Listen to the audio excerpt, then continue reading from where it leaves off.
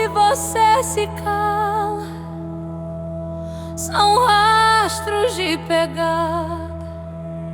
Chegar em casa e ouvir meu avô com suas histórias de terror são lembranças de amor.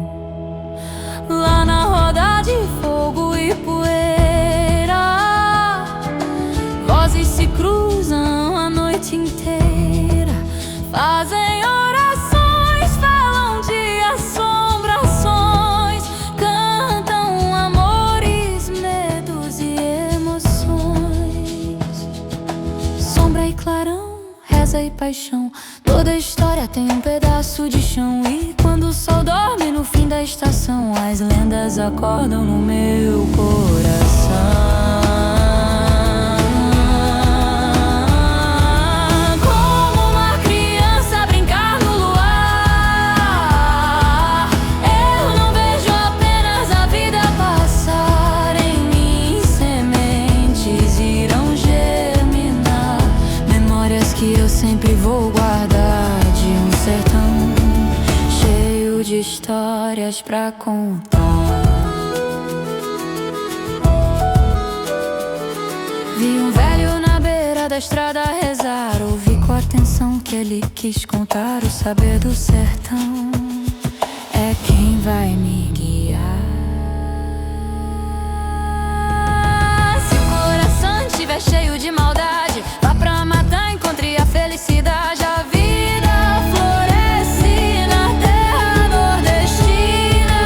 Sombra e clarão, reza e paixão, toda história tem um pedaço de chão. E quando o sol dorme no fim da estação, as lendas acordam no meu coração.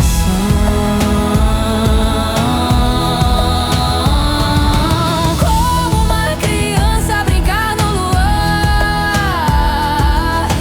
eu não vejo apenas a vida passar. Em mim sementes irão germinar, memórias que eu sempre vou guardar, de um sertão cheio de histórias pra contar.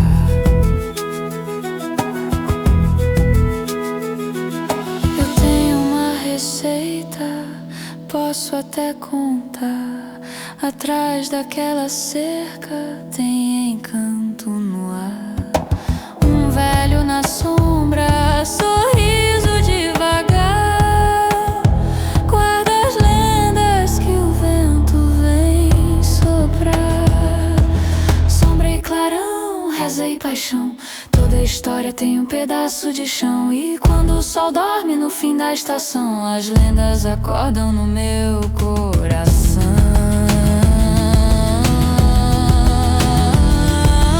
Como uma criança brincar no luar, eu não vejo apenas a vida passar. Em mim sementes irão germinar, de memória que eu sempre vou guardar, de um sertão cheio de histórias pra contar.